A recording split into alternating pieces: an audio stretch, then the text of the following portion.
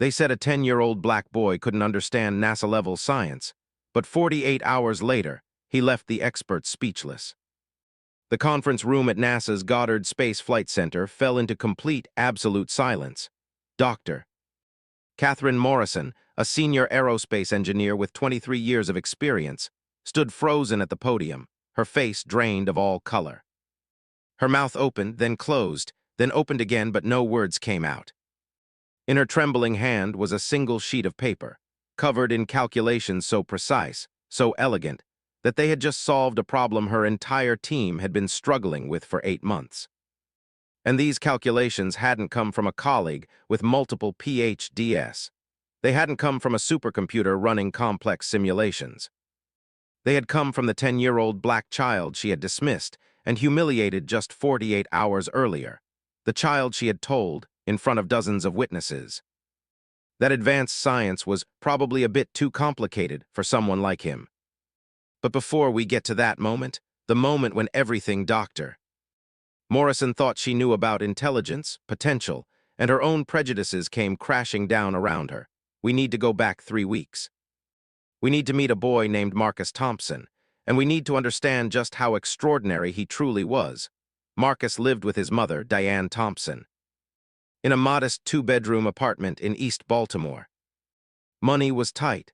Diane worked double shifts whenever she could, trying to save enough to give her son opportunities she never had. Marcus's father had passed away when Marcus was 4, a construction accident that left their small family struggling but closer than ever. Marcus remembered his father teaching him to count using tools from his toolbox, remembered the way his father's eyes would light up when Marcus asked questions about how things worked. That curiosity, that hunger to understand the world, was the greatest gift his father had left him. Diane had kept all of her late husband's books, technical manuals about engineering and construction, and Marcus had devoured every single one by the time he was 8 years old. At school, Marcus was quiet, almost invisible. He sat in the back of his 5th-grade classroom at Frederick Douglass Elementary, finishing his assignments in minutes, and then pulling out whatever advanced textbook he was currently reading. His teacher, Mrs. Patterson, had noticed his abilities early on. She had tried to get him tested for the gifted program, had fought with the administration about getting him access to more challenging material. But budget cuts and bureaucratic red tape had blocked every attempt. So Marcus educated himself. He spent hours at the public library every day after school, where the librarian, Ms. Chen, had taken a special interest in him. She would save books on astrophysics and engineering, reserved items that came through the system that she thought would interest him. She had even helped him get access to online courses from MIT and Stanford, free lectures that Marcus would watch on the library's computers, taking meticulous notes. Pausing and rewinding whenever he needed to fully grasp a concept, Marcus had dreams that stretched far beyond the streets of East Baltimore. He wanted to work for NASA, not someday, not as a vague childhood fantasy, but as a concrete, carefully planned goal. He had already mapped out his path: excel in school despite the limited resources, earn a scholarship to a top university, major in aerospace engineering, and eventually join the team designing missions to Mars. He had a notebook dedicated entirely to his NASA plan, with timelines, required courses, skills he needed to develop, and a list of mentors he hoped to connect with someday. At 10 years old, Marcus Thompson was more focused and determined than most adults. He just needed someone to give him a chance. Baltimore in late autumn carried a particular kind of beauty mixed with hardship. The leaves turned brilliant shades of orange and gold, but they fell onto streets where opportunities felt just as scarce as they had for generations. Marcus's neighborhood was a place where corner stores had bulletproof glass, and where grandmothers kept watchful eyes on children from front porches, creating networks of care that schools and systems had failed to provide. It was a community rich in culture, history, and resilience, but poor in the resources that could nurture a mind like Marcus's. The public schools were underfunded. Science labs had equipment from the 1980s, and advanced placement courses were luxuries reserved for schools in wealthier districts. But the community looked out for its own. Mr. Raymond, who owned the corner bodega, would let Marcus sit at the small table in the back and study for hours, never pressuring him to buy anything. Sometimes sliding him a sandwich when he knew Diane was working late. The pastor at Greater Bethel Church, Reverend Williams, had heard about Marcus's passion for science and had arranged for him to give a presentation to the youth group about space exploration. An event that had filled Marcus with such joy that he talked about it for weeks. These were the people who saw Marcus, really saw him, and recognized the extraordinary potential burning inside this quiet, humble child. Marcus's life had a rhythm, a routine that gave him structure and purpose. Wake before dawn, study. Breakfast with his mother when she got home from her shift, treasuring those 30 minutes of conversation before he had to leave for school. Classes that bored him but that he never complained about, knowing his mother was sacrificing everything to keep him fed and sheltered. Afternoons at the library until it closed at 8. Home by 8:30, dinner, an hour with his mother watching whatever show she liked because he knew it made her happy, then a few more hours of studying before sleep. Weekends were for the library's extended hours, and for helping his mother with errands, grocery shopping, laundromat visits, all the mundane tasks that families do together. It was a simple life, but it was theirs, and Marcus was content. He didn't need much. He just needed books, time to think, and the chance to prove what he could do. The opportunity came in the form of a bright yellow flyer that Mrs. Patterson had pressed into Marcus's hands on a Friday afternoon in October. The NASA Goddard Space Flight Center, less than an hour away in Greenbelt, Maryland, was hosting a special weekend event called Future Engineers Day. The program was designed to introduce middle and high school students to careers in aerospace, featuring laboratory tour, presentations from actual NASA scientists and engineers, and a special competition where students could submit solutions to real engineering challenges the agency was currently facing. There would be workshops, demonstrations, and Q&A sessions with people who designed satellites and planned missions to distant planets. For Marcus, it was like someone had handed him a golden ticket to the only place he had ever wanted to be. Diane had been hesitant at first, worried about the cost of transportation, concerned that Marcus might feel out of place among students from well-funded private schools with their expensive equipment and family connections to the scientific community. But when she saw the light in her son's eyes, the way his hands trembled slightly as he held that flyer, she couldn't say no. She picked up extra shifts that week, and on the designated Saturday morning, she and Marcus rode the bus for 53 minutes to reach the sprawling NASA campus. Marcus wore his best clothes, a button-down shirt that was slightly too small, and pants that Diane had carefully pressed the night before. In his worn backpack, he carried 3 notebooks filled with his calculations and ideas, along with a folder containing his submission for the engineering challenge. A proposed solution to improve solar panel efficiency on long-duration space missions. They arrived early, and Marcus's eyes went wide as they approached the gates of the facility. Real NASA buildings, real spacecraft components visible through windows. Real scientists walking the pathways, people who actually worked on missions to Mars and beyond. Diane squeezed his hand and whispered, "You belong here, baby." "Don't let anyone tell you different," Marcus nodded, but even in his excitement, a small knot of nervousness had formed in his stomach. He had never been in a space like this before. He had never been surrounded by people who did what he dreamed of doing. He wanted so desperately to make a good impression, to show these experts that he was serious, that he belonged in their world. The first workshop was held in a large lecture hall, and Marcus chose a seat near the front, his notebook open, his pencil ready. Other students filtered in, most of them older, many of them arriving in groups from the same schools, wearing matching T-shirts with their institutions' names emblazoned across the front. Marcus sat alone, but he didn't mind.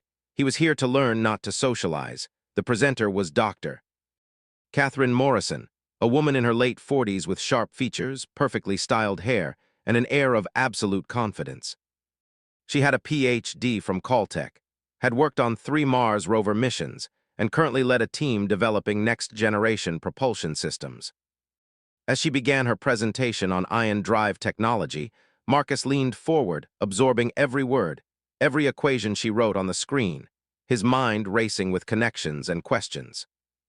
About 20 minutes into the presentation, Dr. Morrison paused and asked if anyone had questions so far. Marcus's hand shot up immediately. She glanced at him, and for just a fraction of a second, something flickered across her face. Surprise, maybe, or was it doubt? She nodded at him, and Marcus stood, his voice clear and respectful as he asked a detailed question about the specific impulse calculations she had mentioned. Noting what seemed to be a discrepancy between her stated figures and the theoretical maximums he had read about in a recent MIT paper. The room went quiet. Several of the older students turned to look at this small 10-year-old who was asking graduate-level questions. Doctor. Morrison's expression shifted, her smile becoming tighter, more forced. She answered his question, but her tone had changed, becoming slightly condescending, as if she were humoring a child who had stumbled across a big word he didn't really understand. She suggested that perhaps Marcus had misunderstood the paper he had read, that these concepts were quite complex and required years of advanced study to fully grasp. Then she moved on, calling on another student, leaving Marcus standing there, cheeks burning with embarrassment, slowly sinking back into his seat. It was a small moment, barely noticeable to most people in the room. But it was the first crack, the first hint of the storm that was about to unfold. The morning continued with laboratory tour, and Marcus stayed quiet now. His earlier enthusiasm dampened, but not extinguished. He observed everything with intense focus, memorizing the equipment, the processes, the way the scientists talked about their work. During a break, he approached one of the younger engineers, a friendly-looking man in his 30s named David Chen, and showed him some of his notebook calculations. David's eyebrows had risen as he flipped through the pages, genuine surprise and respect crossing his features. He told Marcus that his work was impressive, really impressive, and encouraged him to keep studying. Those few words of validation recharged Marcus's spirit completely. This was why he had come. This was what mattered. The afternoon session focused on the engineering challenge that students had been invited to submit solutions for. The problem involved optimizing thermal management systems for spacecraft operating in extreme temperature variations, a genuine issue that NASA engineers grappled with on every mission. Marcus had spent 3 weeks working on his submission, running calculations, considering different materials and configurations, teaching himself thermodynamics principles that were typically covered in college-level physics courses. He had checked and double-checked his math, had even asked Ms. Chen to help him access academic journals so he could verify his assumptions against current research. His solution was elegant, innovative, and most importantly, it worked. He knew it worked because he had tested it mathematically from every angle he could think of. Dr. Morrison was leading this session, along with 2 other senior engineers. They had received over 100 submissions from students, and they were going to discuss the top 5 entries, highlighting what made them effective and where they could be improved. As she began presenting the first solution, Marcus listened carefully, comparing the approach to his own. When she moved to the second entry, he noticed something. The methodology was similar to what he had proposed, but the calculations were less refined, missing an optimization step that would significantly improve efficiency. Still, Dr. Morrison praised it effusively, noting how sophisticated the thinking was, how impressive for a high school junior to produce this level of work. The third and fourth entries were discussed, both of them solid but conventional approaches that Marcus recognized from the same textbooks and papers he had studied. And then Dr. Morrison pulled up the 5th submission on the screen. Marcus's heart leaped. It was his. She hadn't announced names yet, but he recognized his diagrams, his notation style, his unique approach to the problem.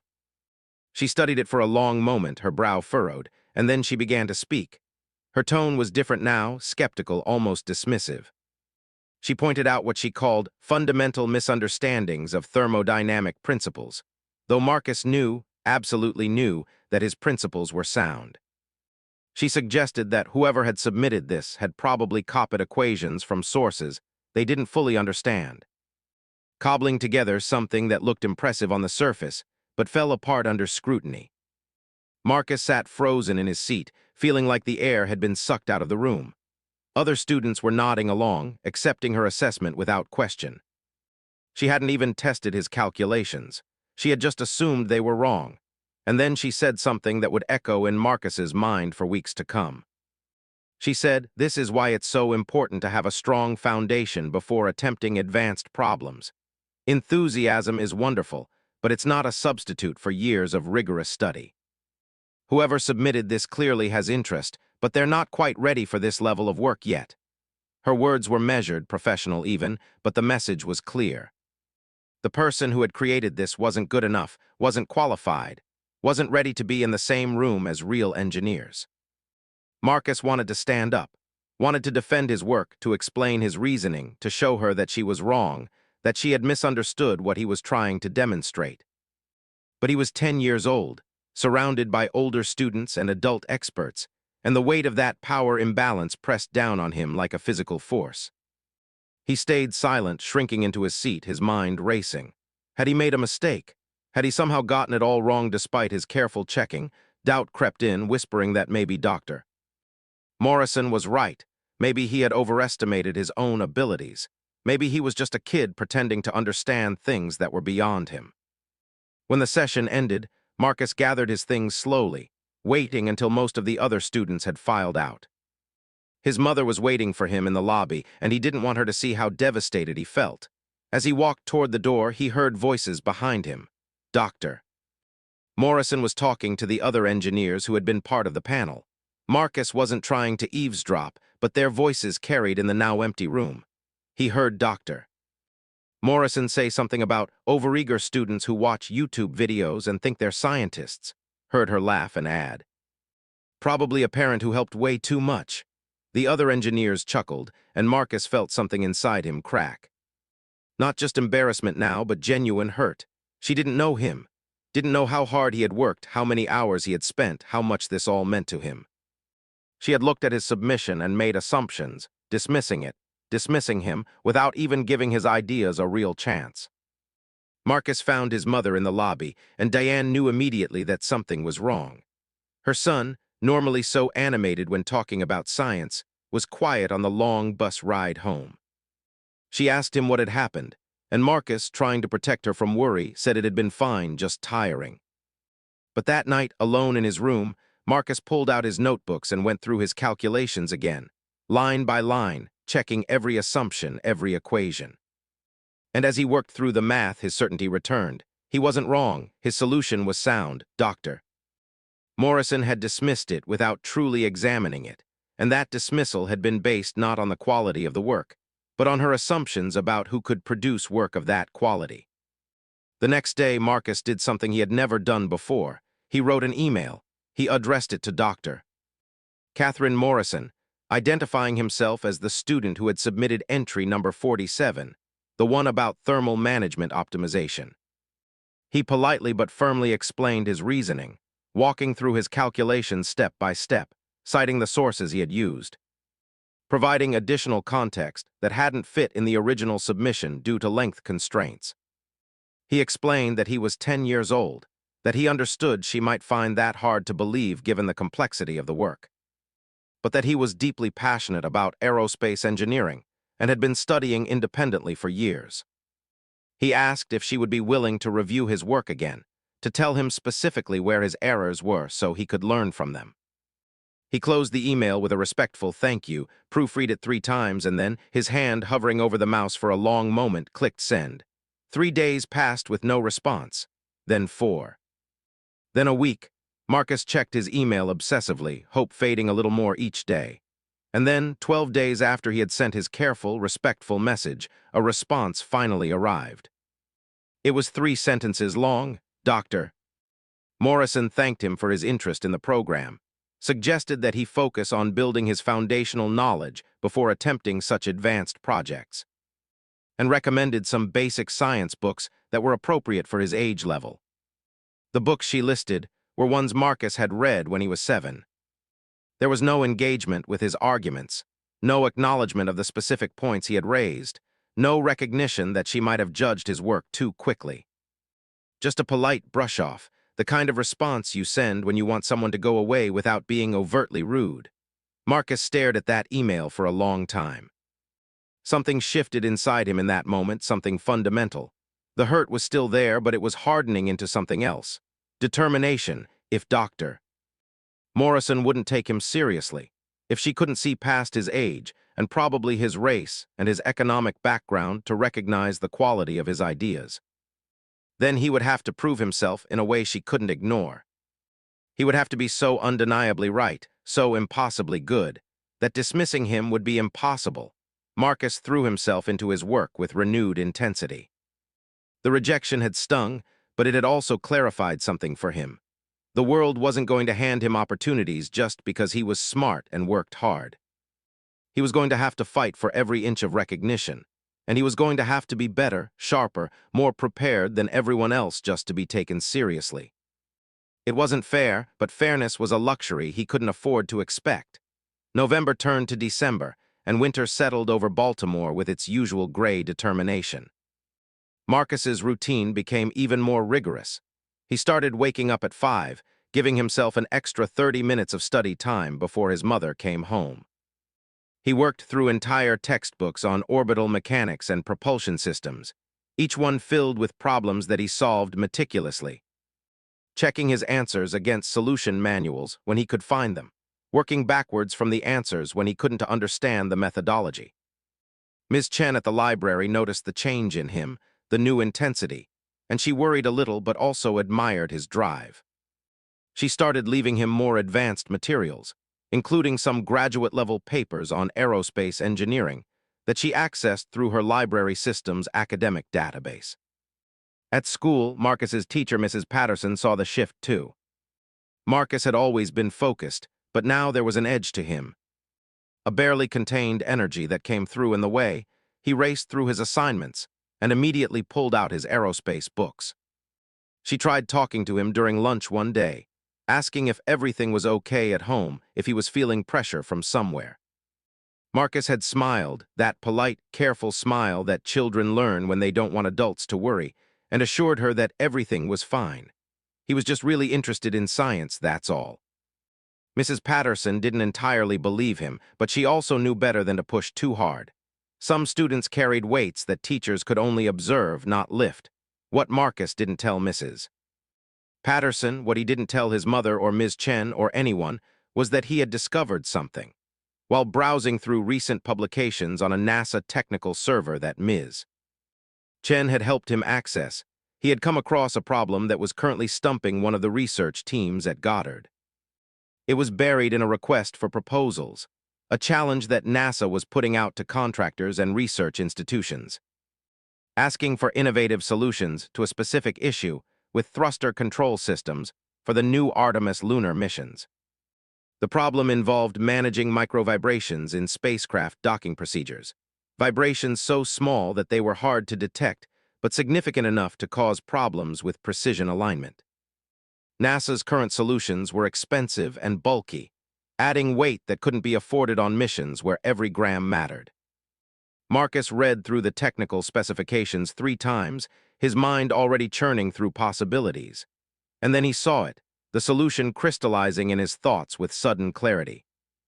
It involved using a network of small piezoelectric sensors combined with a predictive algorithm that could anticipate vibrations before they occurred, making micro-adjustments in real time. The math was complex, requiring integration of signal processing theory with mechanical engineering principles, but Marcus could see the entire system in his mind. Over the next 3 weeks, he worked on nothing else.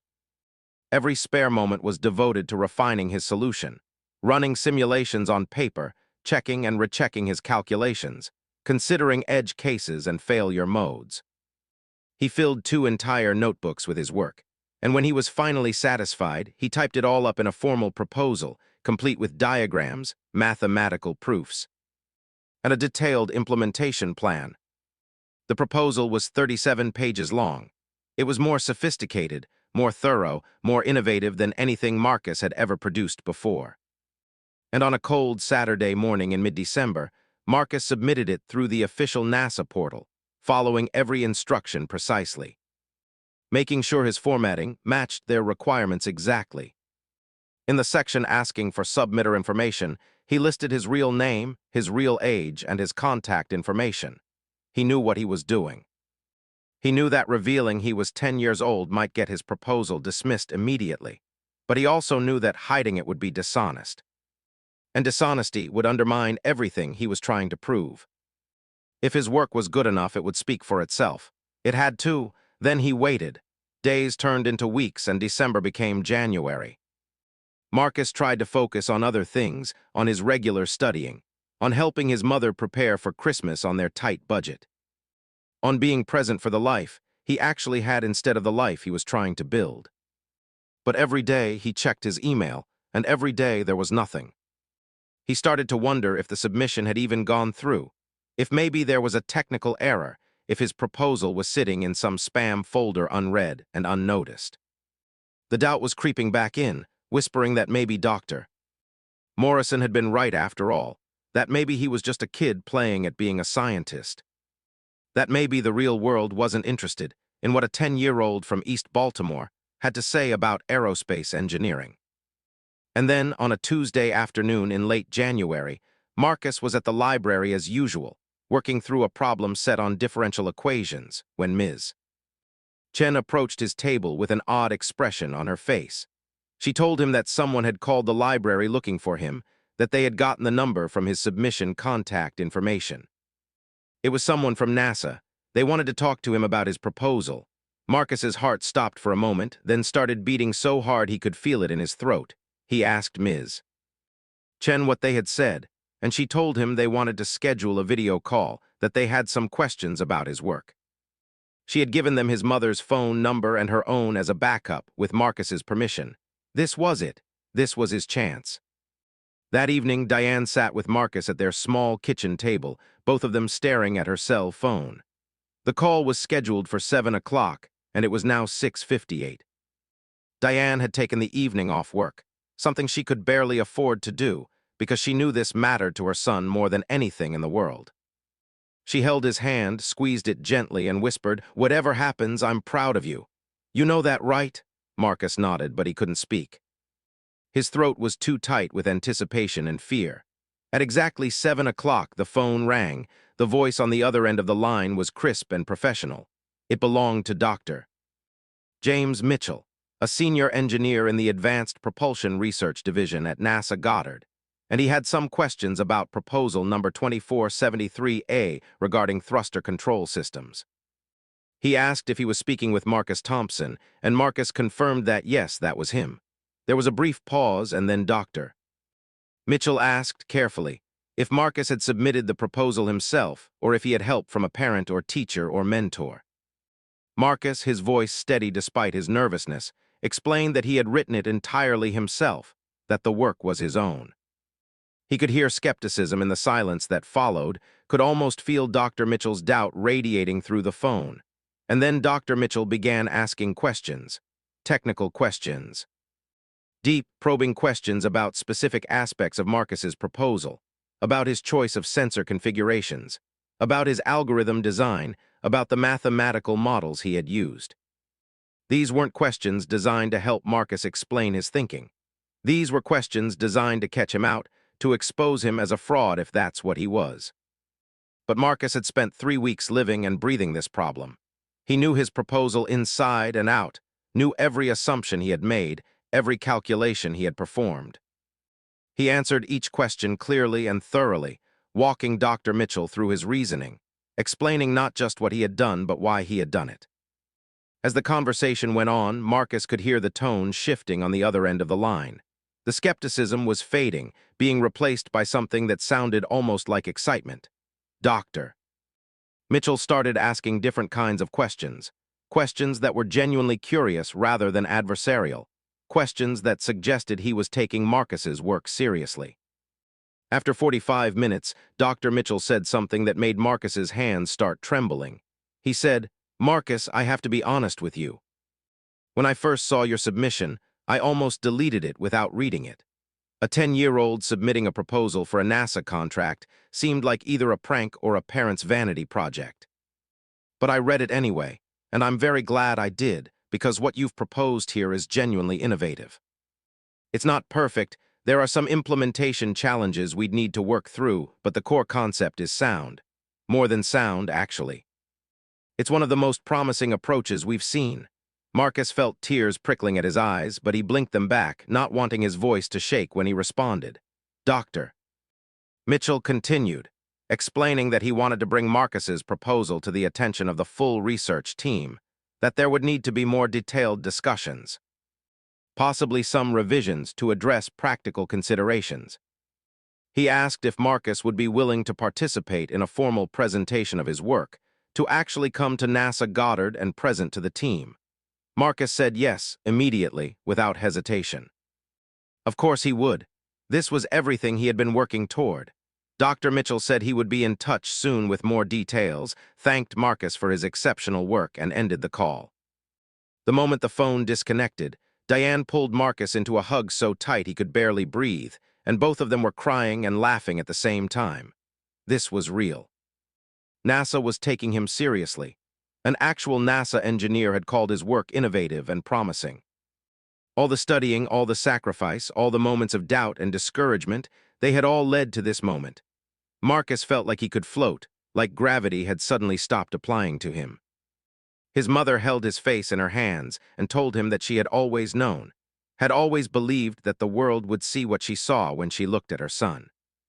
Marcus hugged her back, but even in the joy of the moment, a small part of his mind was already planning, already thinking about how to prepare for this presentation. How to make absolutely sure that he didn't waste this opportunity. Over the next 2 weeks, Marcus prepared with an intensity that bordered on obsession. Dr. Mitchell had sent him detailed information about the presentation, including who would be in attendance. The list included senior engineers, project managers, and someone named Dr. Katherine Morrison from the Propulsion Systems Division. When Marcus saw her name, his stomach had clenched. Of course she would be there. Of course the person who had dismissed his work before would be one of the people judging it now, but this time would be different. This time they had invited him. This time they were expecting him to present something valuable. And this time he would be so thoroughly prepared that there would be no room for doubt, no opportunity for dismissal. Marcus created a presentation deck, working with Ms. Chen to use the library's computers and presentation software. He practiced his delivery over and over, timing himself, making sure he could explain complex concepts clearly without sounding like he was reading from a textbook. He anticipated every possible question, prepared answers for every potential critique. Diane helped him pick out new clothes for the presentation, stretching their budget to get him a proper shirt and tie, because she wanted him to look the part, to walk in there with confidence. The night before the presentation, Marcus barely slept, running through his speech in his mind, visualizing standing in front of those experts. Imagining their reactions as they realized that this wasn't just good for a kid, this was genuinely good work, period. The morning of the presentation, Marcus and Diane arrived at NASA Goddard 2 hours early.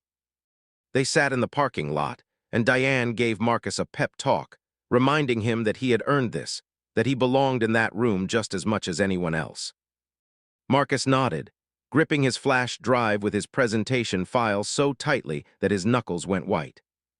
When it was finally time, they walked into the building together, and a friendly administrative assistant led them to the conference room where the presentation would take place. Diane was allowed to sit in the back, and Marcus took his position at the front of the room, connecting his flash drive to the computer, pulling up his slides. Checking that everything was working properly. People started filing in, engineers and scientists whose work Marcus had read about, people whose names he knew from technical papers and mission documentation. And then Dr. Katherine Morrison walked in. She looked exactly as Marcus remembered, perfectly professional, carrying herself with absolute confidence. She found a seat near the front, pulled out a tablet and began reviewing something, not even glancing at Marcus. Did she recognize him? Did she remember the kid from the future engineer's day, the one whose work she had dismissed so thoroughly? Marcus couldn't tell, but it didn't matter. What mattered was the presentation he was about to give. Dr. Mitchell was the last to enter, and he greeted Marcus warmly, shaking his hand and introducing him to the room. He explained that they were here to evaluate a promising solution to their thruster control challenge, and that the presenter was Marcus Thompson, who had submitted an unusually innovative proposal. He didn't mention Marcus's age. Not yet. That revelation would come soon enough. Marcus took a deep breath and began. His voice was steady, clear, more confident than he felt. He walked the room through the problem statement first, establishing the parameters and constraints they were working with. Then he introduced his proposed solution, the piezoelectric sensor network with predictive algorithms. He explained the underlying physics, the mathematical models, the anticipated performance characteristics. He showed diagrams of how the system would be implemented, discussed potential failure modes and redundancies, addressed cost considerations and scalability. For 15 minutes, Marcus spoke like someone who had been studying aerospace engineering for decades, not like a child who had just finished 5th grade. The room was absolutely silent, everyone focused on his presentation, occasionally taking notes. And then Marcus reached his conclusion, summarized the key advantages of his approach, and opened the floor for questions. The first question came from a gray-haired engineer in the back. A technical question about sensor placement optimization. Marcus answered it smoothly, referencing specific calculations from his proposal. The second question was about the algorithm's response time, and Marcus walked them through the processing sequence step by step. He could see people nodding, see the shift in their body language from polite attention to genuine interest. And then Dr. Katherine Morrison raised her hand. Marcus's heart rate spiked, but he kept his expression neutral, nodding at her to go ahead. Doctor. Morrison's question was sharp, probing at what she clearly thought was a weakness in his thermal tolerance analysis. She suggested that the piezoelectric sensors would degrade too quickly in the extreme temperature variations of space. That Marcus's calculations hadn't adequately accounted for material fatigue over time. She delivered her critique with the same condescending tone Marcus remembered from months ago. That tone that suggested the person she was speaking to didn't really understand the complexities they were dealing with. But Marcus had anticipated this exact question. He had spent hours researching piezoelectric material properties across temperature ranges, had consulted multiple studies on long-duration space exposure. He responded calmly, citing 3 recent papers on advanced ceramic piezoelectric materials that had shown remarkable stability in thermal cycling tests, explaining that his design specifically incorporated these newer materials, rather than the older variants Dr. Morrison was probably thinking of. He pulled up a supplementary slide he had prepared, showing the material specifications and test data. For the first time, Dr. Morrison actually looked at Marcus, really looked at him, instead of just in his general direction. Her eyes narrowed slightly, studying his face, and Marcus could see the moment of recognition hit her. He saw her stiffen, saw her glance down at the agenda sheet in front of her where presumably his name was listed, saw her make the connection. The kid from Future Engineers Day. The one with the supposedly flawed thermal management proposal, the one she had dismissed. Marcus held her gaze steadily, waiting to see what she would do next. Doctor. Morrison's mouth opened slightly, then closed. She glanced at Dr. Mitchell, who was watching the exchange with interest, clearly unaware of any history between them. She recovered quickly, her professional mask slipping back into place, and she nodded curtly, saying that was a fair point, that perhaps newer materials did address her concern. The questions continued for another 20 minutes, and Marcus fielded every single one with confidence and competence. His knowledge wasn't superficial. He had truly mastered the material, truly understood the problem at every level. As the session drew to a close, Dr. Mitchell stood and thanked Marcus for an impressive presentation. He said that the team would need to discuss the proposal further, but that initial impressions were very positive. He asked Marcus how old he was, finally addressing the elephant in the room that everyone had clearly been wondering about. Marcus said simply, "I'm 10 years old, sir." The room erupted in whispered exclamations. Several people looked shocked. One engineer actually said, "No way," out loud, and Dr. Morrison went pale, all the color draining from her face as the full reality of what had just happened settled over her. A 10-year-old had just delivered a presentation that had impressed a room full of NASA experts. A 10-year-old had answered their technical questions with the competence of a graduate student. And not just any 10-year-old. The same 10-year-old that Dr. Katherine Morrison had dismissed and humiliated twice based on assumptions about what someone his age could possibly understand. Dr. Mitchell was beaming, telling Marcus that this was extraordinary, that they would absolutely be in touch. Other engineers were approaching, wanting to shake Marcus's hand, to ask him about his educational background, to understand how someone so young had developed such expertise. And in the back of the room, Diane Thompson was crying quiet tears of pride, watching her son receive the recognition he had worked so impossibly hard to earn. But Dr. Morrison sat frozen in her chair, her face a mask of conflicting emotions. Shock, embarrassment, and something that might have been the first stirrings of shame. Because she was starting to realize that she had done more than just make a mistake in judgment. She had actively discouraged a genuine prodigy. She had dismissed groundbreaking work because it didn't fit her preconceptions. She had sent a condescending email to a child who had demonstrated more intellectual rigor than many of her graduate students. And she had done all of this because she had looked at a young black boy from a poor neighborhood and decided, consciously or unconsciously, that he couldn't possibly be as brilliant as his work suggested. The weight of that realization was starting to crush her, and the presentation hadn't even reached its final, most devastating chapter yet. Dr. Mitchell suggested that they take a short break before moving into the detailed technical discussion, and people began standing, stretching, making their way to the coffee station set up in the corner of the room. Marcus stayed at the front, fielding questions from engineers who were genuinely curious about his background, about how he had gotten interested in aerospace, about what other projects he had worked on. And then Dr. Mitchell's phone rang. He glanced at it, excused himself, and stepped into the hallway to take the call. Through the glass wall of the conference room, Marcus could see Dr. Mitchell's expression change from casual to serious to absolutely stunned. The conversation lasted less than 2 minutes, and when Dr. Mitchell came back into the room, he was holding his phone like it contained something precious and fragile. Dr. Mitchell cleared his throat and asked everyone to return to their seats because something important had just come to his attention. The room settled down, everyone looking at him with curiosity. Dr. Mitchell looked directly at Marcus and said, "I just received a call from Dr. Sarah Chen at MIT's Department of Aeronautics and Astronautics. Apparently she's been following your work, Marcus." Confused murmurs rippled through the room. Dr. Mitchell continued, "Dr.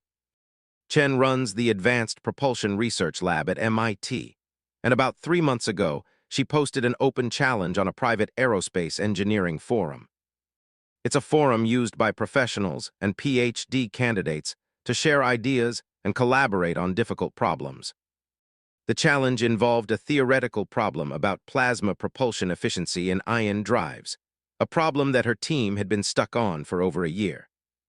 It was highly technical, requiring expertise in plasma physics, electromagnetic theory, and advanced calculus."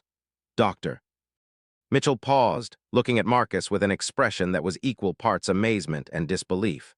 Apparently, someone using the username Future Martian submitted a solution about 6 weeks ago. Dr. Chen's team reviewed it, tested it, ran it through simulations, and discovered that it was completely correct. Not just correct, but elegant.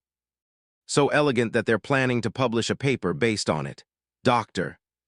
Chen has been trying to track down who Future Martian is for weeks, wanting to credit them properly and possibly offer them a position in her lab. When she saw the news about today's presentation circulating on some aerospace channels, she recognized some of the mathematical techniques from your NASA proposal as being similar to the ones used in the forum solution. She checked the IP addresses and they matched. "Marcus, did you solve MIT's plasma propulsion problem?"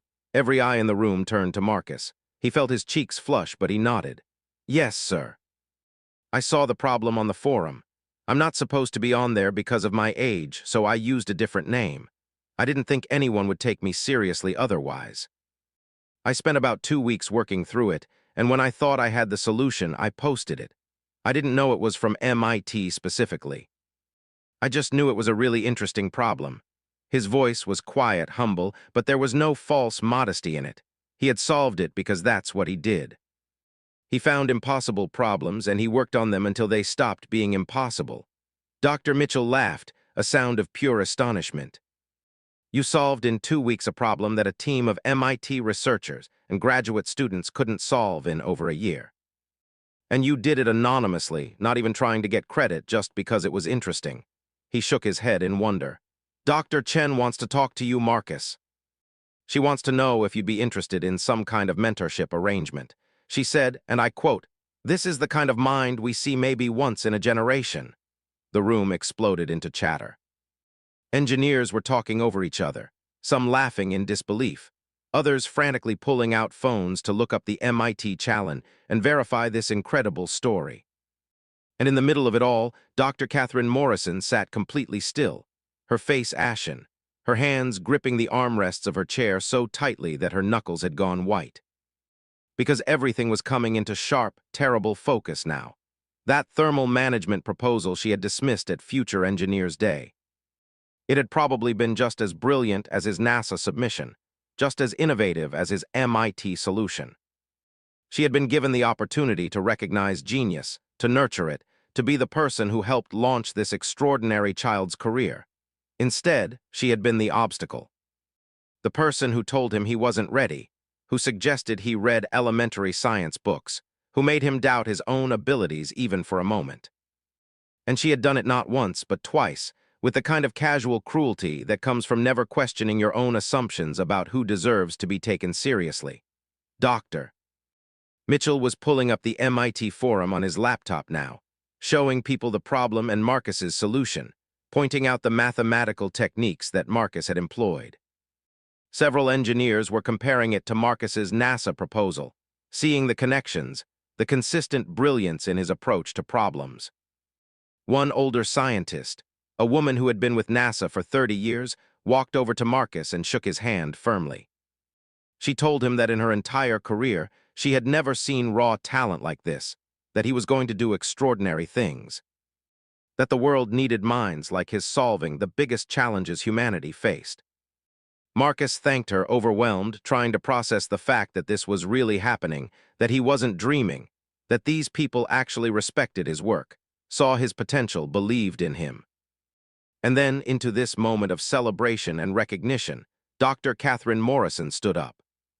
The room gradually quieted as people noticed her rising to her feet, noticed the strange expression on her face. She looked at Marcus, and for the first time since he had met her, there was no condescension in her gaze, no dismissiveness.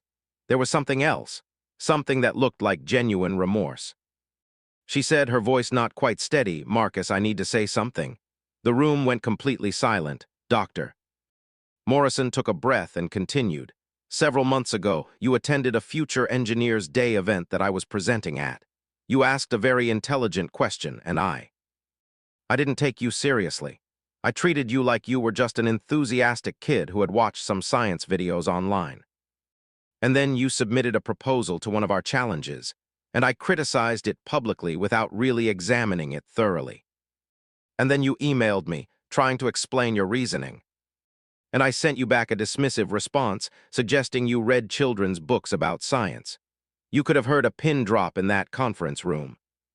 Everyone was staring at Dr. Morrison now, watching this powerful, respected senior engineer publicly confess to having failed spectacularly.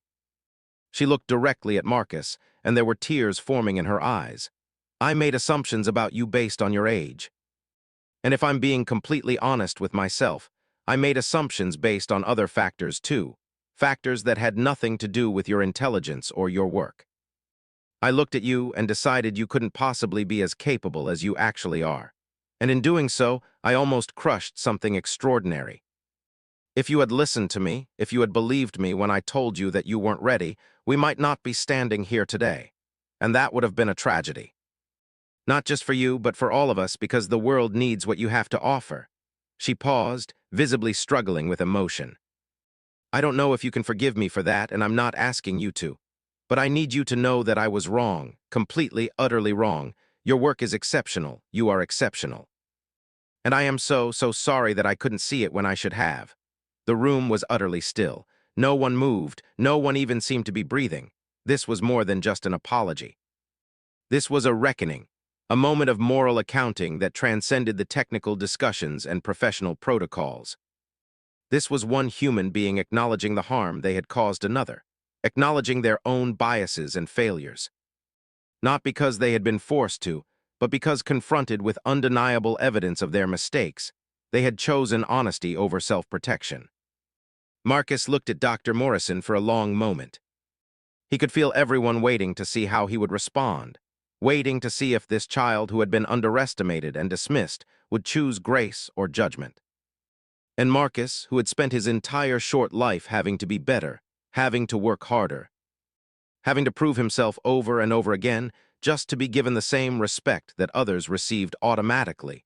Marcus, who had every right to be angry, who could have reveled in this moment of vindication and made Dr. Morrison's humiliation complete, chose something different. He said quietly but clearly, "Thank you for saying that, Dr. Morrison. I appreciate your apology. And I hope that maybe this can help you see other people differently too. Because I'm probably not the only person whose work you've dismissed too quickly." There was wisdom in those words that went far beyond his years. A maturity that came from having navigated a world that constantly underestimated him. Dr. Morrison nodded, unable to speak, tears now running freely down her face. Dr. Mitchell, who had been watching this entire exchange with visible emotion, cleared his throat and said, "I think we all have something to learn from what just happened here. About bias. About assumptions. About the importance of evaluating work on its own merits regardless of who produced it. This is going to change some of our procedures going forward." He looked around the room, making eye contact with each person there. "From now on, all submissions to our programs and challenges are going to be reviewed with identifying information removed until after the initial evaluation. No names, no ages, no demographic data. Just the work itself." The meeting concluded with Dr. Mitchell formally informing Marcus that NASA wanted to move forward with his proposal, that they would be offering him a consulting contract with appropriate provisions for his age and education, and that they wanted to facilitate connections with mentors who could support his continued development. There was discussion of scholarship programs, of special educational opportunities, of ways to nurture this extraordinary talent without exploiting or overwhelming a child who still needed to be a child. Diane was brought into the conversation, and she made it clear that while she wanted every opportunity for her son, she also wanted to protect his childhood, to make sure he had time for friends and play and normal 10-year-old experiences alongside his scientific work. As people began to pack up and leave, several engineers approached Marcus individually, giving him their contact information, offering to answer questions or provide guidance. The older scientist who had spoken to him earlier pulled Diane aside and told her that NASA had scholarship funds and support programs for exceptional students, that she didn't have to carry the financial burden of Marcus's education alone. Others shared stories of their own journeys, of obstacles they had overcome, of times when they too had been underestimated. There was a sense of community forming around Marcus, a network of support that hadn't existed a few hours earlier. Dr. Morrison was the last to leave. She approached Marcus hesitantly, as if unsure whether she was welcome to speak to him again. She told him that she meant what she had said, that she was truly sorry, and that if he ever needed anything, if there was ever any way she could help advance his career, she wanted him to know that she would be there. Marcus nodded, accepting her words with grace. As she walked away, her shoulders slumped with the weight of her mistake, but perhaps also with the relief of having acknowledged it. Marcus turned to his mother. Diane wrapped him in a hug, and Marcus finally let himself feel the full magnitude of what had just happened. He had done it. He had proven himself, not just to Dr. Morrison, but to everyone in that room, to NASA, to MIT, to the world that had spent so long telling him he was too young, too inexperienced, too different to be taken seriously. On the bus ride home that evening, as the lights of the city flickered past the window, Marcus and his mother sat in comfortable silence for a while. Then Diane spoke, her voice soft but firm. She told Marcus that what had happened today mattered, not just because of the opportunities it would bring him, but because of what it represented. She said that there were probably thousands of kids just like him, brilliant minds trapped in underfunded schools, in communities where no one expected greatness, where talent went unrecognized and potential went unfulfilled because people made assumptions about what intelligence looked like, about who deserved opportunities, about whose dreams were worth supporting. She told him that his success wasn't just his own, that it belonged to every child who had ever been dismissed or underestimated, that it proved something important about the value of looking beyond surface appearances to see what people were truly capable of. But she also reminded him to stay humble, to remember where he came from, to use his gifts not just to elevate himself, but to lift others up alongside him. Marcus listened, absorbing his mother's words, understanding on some deep level that she was right. This wasn't just about him getting into NASA or solving hard problems. This was about challenging a system that decided too quickly who mattered and who didn't, about proving that genius could emerge from anywhere, that brilliance didn't have prerequisites, that the color of someone's skin or the size of their bank account had nothing to do with the quality of their ideas. That night before bed, Marcus opened his NASA notebook, the one where he had been tracking his plan to become an aerospace engineer. He looked at the timeline he had created, the careful steps he had mapped out, and then he crossed out several of the intermediate stages because the path had just gotten much shorter. He was already in conversation with NASA. MIT wanted to mentor him. Doors were opening that he had thought would take years to unlock. But as he looked at that modified timeline, Marcus made himself a promise. He would never forget what it felt like to be dismissed. He would never forget the hurt of having his work ignored, his potential doubted. And when he eventually made it to the position of power that Dr. Morrison held, when he was the one evaluating other people's ideas and submissions, he would remember this moment. He would remember to look at the work, just the work, stripped of all assumptions about who created it. Because someone's value isn't determined by what they look like, or where they come from, or how old they are. It's determined by what they can do, by the quality of their thinking, by the strength of their ideas. And the world becomes a better place when we create space for everyone to show us what they're capable of. If this story moved you, if it reminded you that brilliance can emerge from the most unexpected places, that assumptions can blind us to extraordinary potential, and that every person deserves to be judged by their work rather than by our preconceptions, then consider subscribing. These are the stories that need to be told, the stories of dignity maintained, of talent recognized, of justice served not through revenge but through simple, undeniable truth. Stories that remind us to look closer, to listen better, to give people chances they might not seem to deserve, until we realize they deserved them all along. But Marcus Thompson's story, as powerful as it is just the beginning. Because what happened when a homeless military veteran walked into a corporate law office asking for help, and the junior partner who dismissed him discovered his true identity? Well, that's a story that will challenge everything you think you know about who deserves respect and why. Until next time, remember to look beyond surfaces, to question your assumptions, and to recognize that sometimes the people who seem the most ordinary are the ones who have the most to teach us.